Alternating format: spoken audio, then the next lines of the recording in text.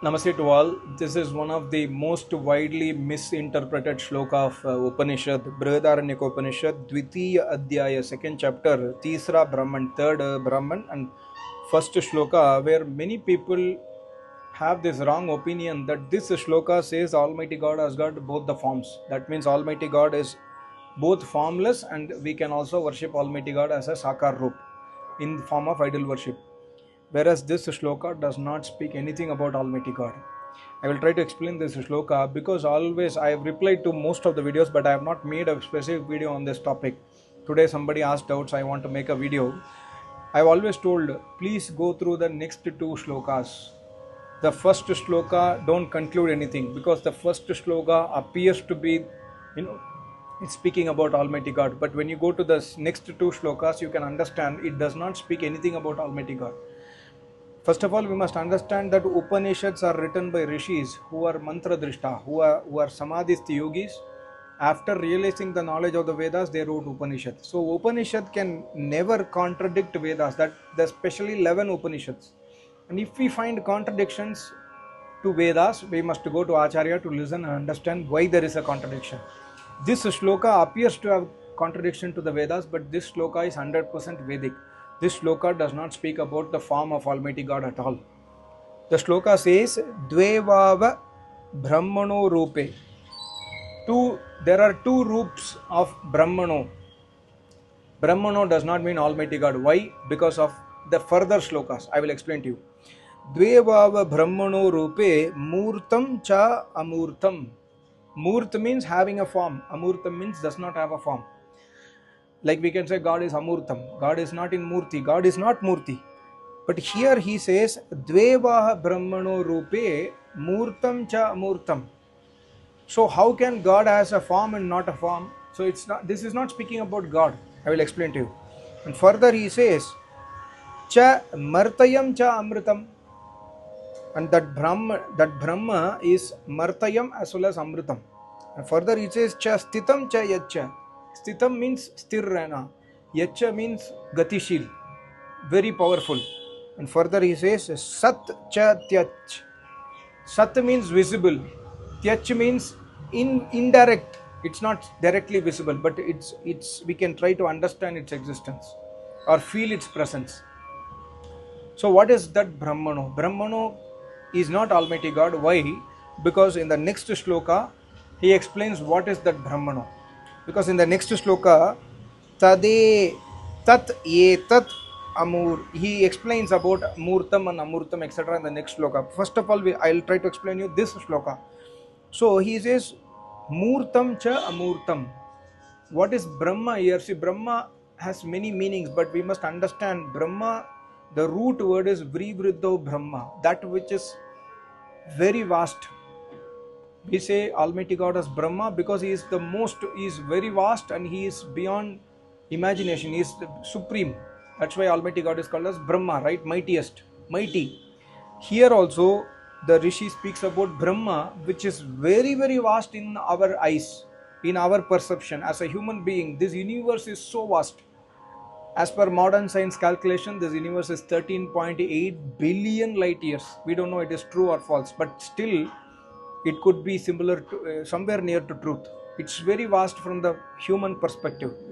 If you travel at the speed of light, you will need 13 billion years to cross the universe, cross the visible universe. This is the measurement of the known universe. There are more unknown universes beyond this. So here Brahma means this universe which is made of Panchabhuta. So Rishi says the universe has got two rupa. Murtam cha Amurtam. We know what is Amurtam. We know in the Panchabhuta what is Amurtam. Everybody knows. What we cannot see by eyes in the Panchabhuta, the space and the Vayu. Antariksham and Vayu we cannot see by eyes. The other three we can perceive. We can very clearly see. Jal, Prithvi, Agni. We can very clearly see. Everybody knows. This is what Rishi says. 3 on the one side, 2 on the other side. These 5. Right? So here further Rishi says, Cha Martayam cha Amritam. Relatively he says, whatever is visible to you, these 3 Mahabhuta are Martayam. The other 2 are Amrita. Amritam does not mean eternal. Here Amrita means relatively they are not easily destructible. The first three, they get destroyed easily. The other two, being invisible, does not get destroyed as these three. So martayam cha amritam, and further he says cha stitam cha yacha. These three are sthit. The other two are yacha means gatishil, very powerful. See, the translation of vayu is not air, but I am using the word vayu for better information, because the translation of air and vayu are different. The air what we have in atmosphere is made of the vayu tattva. It is not air is equal to vayu. So I am using the word vayu. So vayu and antariksh are gatishil, very very powerful. And further he says sat cha tyach. Sat means you can see visibly from your eyes, from your organs. The other two you cannot. Tyach means it's paroksh. Paroksh means indirect, invisible. So this, he is describing about Panchabhuta, and he is describing about that Brahma, which is this universe. This universe is Jad Tattva. We know from Sankhya Darshana, I have made several videos. From Vedas, I have made several videos.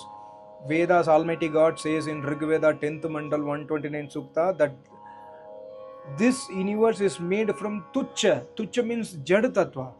Tucha Abu. Abu means Prakriti. From Prakriti I make this universe.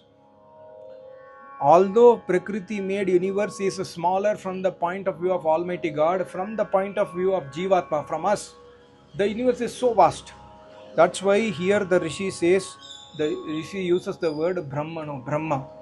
This universe is called as Brahma in this shloka. Why? Because the next shloka, I will try to explain shortly. He says, Tat etat murtam. He is explaining about murtam. What is that murtam?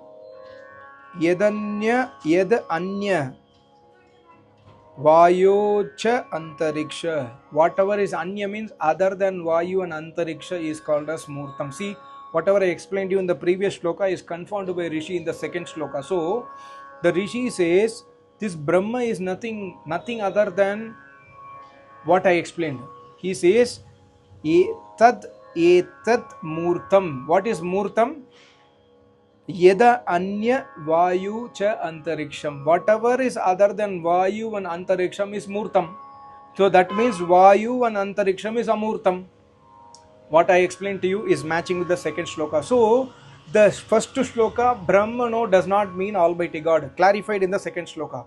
And further in the second shloka he says vayu cha antariksha cha tan martayam. These whatever is other than vayu and antariksham is martayam, means relatively they are easily destroyable. They get easily destroyed. And further he says etat stitam. Relatively they are stable. Stitam, if you know Hindi, you can understand. Sthira. Relatively they are sthir. And further he says etat satta. It's visible.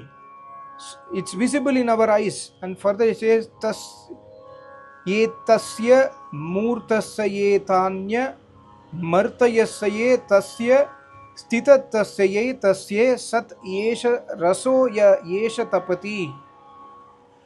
येष tapati. He is explaining to Shishya what is जो तपता है अंतरिक्ष में वो सूर्य तपता है. So he says these three things, anya, other than vayu and antariksham, whatever we see the other mahabhutas, because of these three only the heat exists in the sun. Tapati means that which is tapta hai, jo tapta hai, garam hota hai. So the reason for the garam, the reason why the sun is so hot is because of these three mahabhuta. Please understand the Prithvi, I am sitting on the floor. This floor is not Prithvi. This floor is made up of Panchabhutas. The Prithvi is a minute tattva, suksham tattva. So Agni, Vayu, Jal, Akash, Prithvi are Suksham Tattva. And here the Rishi says, Jo Tapati, Jo whatever is Tapta hai, the Surya Lok, the sun in the sky, whatever we see, it is very hot. It is luminous because of these three. And in the next shloka he explains about the Vayu and Antariksh. He says that the power in the sun, it's so powerful, Gatishil. We know sun is so powerful. It's because of Vayu and Antariksh. So he explains about Pancha Mahabhuta in these three shlokas.